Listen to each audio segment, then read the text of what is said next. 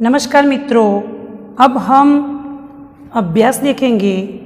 अभ्यास का प्रश्न नंबर 1, नीचे दिए गए शब्दों का प्रयोग कहानी के जिस वाक्य में हुआ हो वह वाक्य पढ़िए। यहाँ मित्रों समाधि, बंजारा, वफादार, शव, लुटेरा, जमानत, सूद और गोद 8 शब्द दिए। वह शब्द जहाँ हमने कुत्ते की वफादारी कहानी पढ़ी वहाँ ही उस शब्द का वाक्य प्रयोग हुआ है। तो आपको कहानी में से जहाँ इस शब्द का वाक्य प्रयोग हुआ हो वह वाक्य ढूंढना और उसके बाद हिंदी की कॉपी में लिखना। जैसे कि समाधि, तो पान नंबर 12 पर हम देखते हैं कि पहले परिच्छेद में उसने उस वफादार कुत्ते की समाधि बनवाई जो आज भी पाटन जिले के राधनपुर के तालाब के किनारे पर खड़ी है। तो यहाँ समाधि शब्द का प्रयोग हुआ, वही वाक्य में बोली। उसी प्रकार आपको सभी शब्दों का किताब में से जहाँ वाक्य प्रयोग हुआ हो वह वाक्य ढूंढना और हिंदी की कॉपी में लिखना है। नंबर 2, प्रश्नों के उत्तर दीजिए। समाधि क्यों बनाई जाती है? तो मित्रों पहले हमने समझा था कि कोई विशिष्ट व्यक्ति या प्राणी अच्छे काम करने के बाद जब उनकी मृत्यु होती है तो उसको हमेशा याद रखने के लिए और उसके प्रति अपना प्रेम तथा सम्मान प्रकट करने के लिए उसकी समाधि बनाई जाती है। प्रश्न नंबर 2, आप इस कहानी को और कौन कौन से शीर्षक देना चाहेंगे? तो एक तो शीर्षक लिखा है कुत्ते की वफादारी, दूसरा भी बनता है कि लाखा बंजारा और उसका कुत्ता, तीसरा है कि जल्दबाजी का नतीजा। एक और भी हम लिख सकते हैं शीर्षक कि एक कुत्ते का समाधि मंदिर। प्रश्न नंबर 3, कुत्ते को वफादार प्राणी क्यों कहा गया है? तो हमने इस इकाई में देखा कि कुत्ता अपने मालिक के घर की निष्ठापूर्वक चौकी करता है।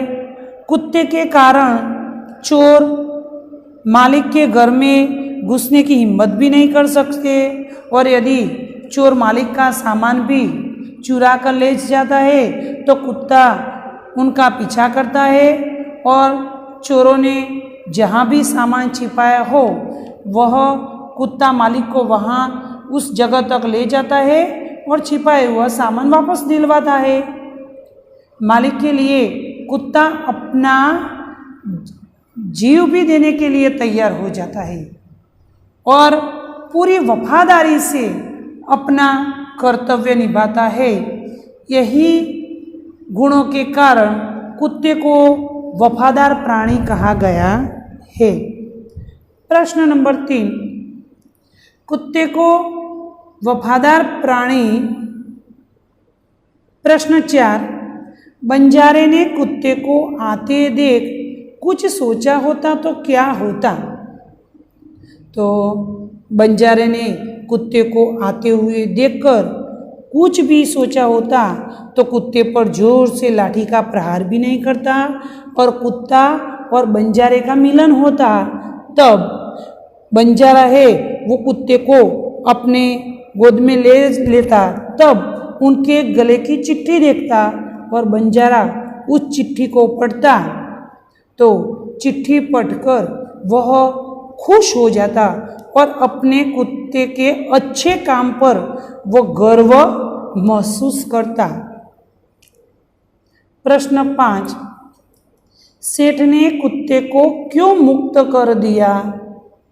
तो हमने इकाई में पढ़ा है कि सेठ के यहाँ चोरों ने डाका डाला था, यानी कि चोरी की थी। कुत्ते ने चोरों का पीछा किया।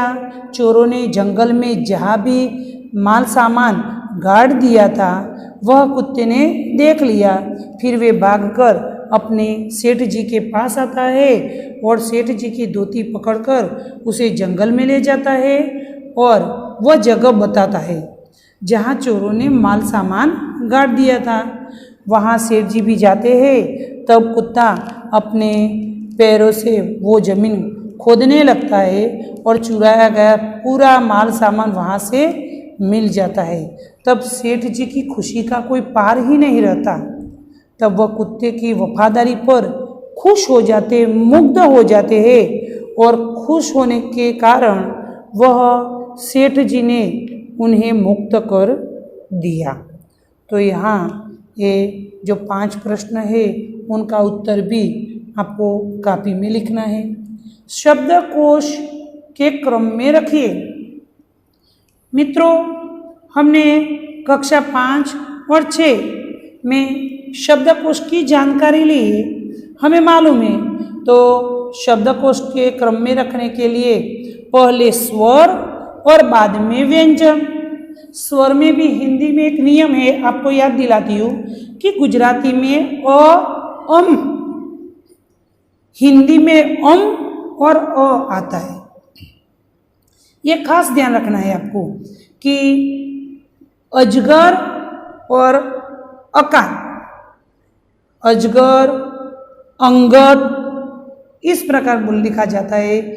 जब हिंदी में अंगद और अजगर यानी कि अनुस्वार वाला शब्द पहले लिखा जाता है और बाद में दूसरा, यही शब्दकोश आपको लिखना है।